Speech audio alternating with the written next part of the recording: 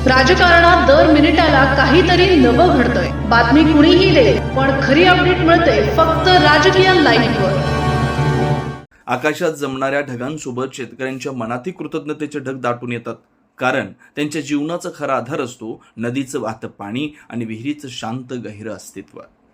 अशाच या जीवनदायींनी जलस्रोतांप्रती ऋण व्यक्त करण्यासाठी गावोगावी परडी सोडण्याचा सोहळा मोठ्या भक्तिभावानं आणि उत्साहात साजरा केला जातो। वडीपाडव्याच्या आसपास किंवा नदीला नवीन पाणी येण्याच्या आधी हा सोहळा पार पडतो। हा केवळ एक विधी नसून तो निसर्गाशी जुळलेल्या माणसाच्या नात्याचा, श्रद्धेचा आणि कृतज्ञतेचा साक्षात्कार असतो।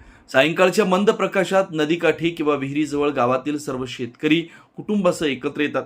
वातावरणात एक पवित्र शांतता आणि भक्तीची ओलसर भावना दरवळत असते। कडव्याची किंवा बांबूची सुबक परडी तयार केली जाते। ही परडी म्हणजे शेतकऱ्यांच्या भावनांची नौका असते। त्या परडीमध्ये नैवेद्य म्हणून ताजं अन्न, फळे, फुलं, नारळ तसेच हळद, कुंकू, उदबत्ती, अगरबत्ती ठेवली जाते। काही ठिकाणी नवीन पिकांचे दाणे, धान्य, गूळ, दूध किंवा तुपही ठेवलं जातं, कारण हे सर्वच त्या जलदेवतेच्या कृपेचं प्रतीक असतं। नदीची ओटी भरणं हा या विधीतील अत्यंत भावनिक क्षण असतो। जणू नदीला आई म्हणून तिच्या कुशीत कृतज्ञतेची ओंजळ अर्पण केली जाते। 7 शेतकरी एकत्र येतात। 7 हा अंकही शुभतेचा आणि एकात्मतेचा प्रतीक आहे, आणि ते सर्वजण एक दिलानं ती परडी उचलतात। त्या क्षणी प्रत्येकाच्या मनात एक भावना असते, ही परडी आमच्या कृतज्ञतेची, आमच्या आशेची आणि आमच्या भवितव्याची आहे। हळूहळू ती परडी नदीच्या पाण्यात सोडली जाते। पाण्याच्या लहरींवर डोलत ती पुढे सरकत राहते आणि जणू शेतकऱ्यांच्या प्रार्थना, आशा आणि श्रद्धा या प्रवाहासोबत दूरवर पोहोचत राहतात। त्या क्षणी डोळ्यात नकळत पाणी येतं, कारण हा केवळ विधी नसतो, तर तो जीवनाशी जोडलेला एक भावनिक संवाद असतो। परडी सोडण्याच्या या परंपरेत एक गूढ संदेश दडलाय।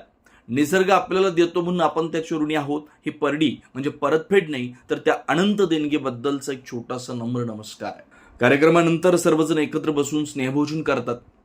त्या जेवणात केवळ अन्न नसतं, तर त्यात एकात्मता, बंधुभाव आणि सामूहिक आनंद मिसळलेला असतो। हसत खेळत एकमेकांच्या सुखदुःखात सहभागी होत हा सोहळा संपतो, पण मनात मात्र तो एक गोड पवित्र ठसा उमटवून जातो।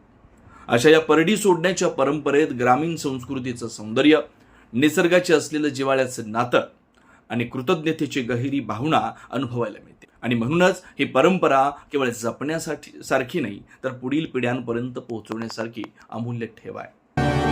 राजकीय घडामोडींचा सर्वात वेगवान अपडेट फक्त इथेच राजकीय लाईव्हवर। आमच्या YouTube चॅनलला लाईक, शेअर, सबस्क्राईब करा आणि रहा राजकारणाच्या रणभूमीवरील थेट नजरेत।